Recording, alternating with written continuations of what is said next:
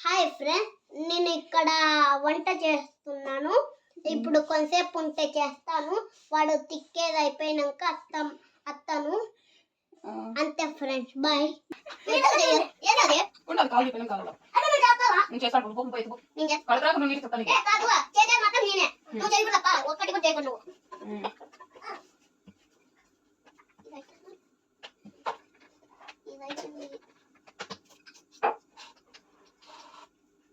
ఈరోజు మనం full video పెడదాం.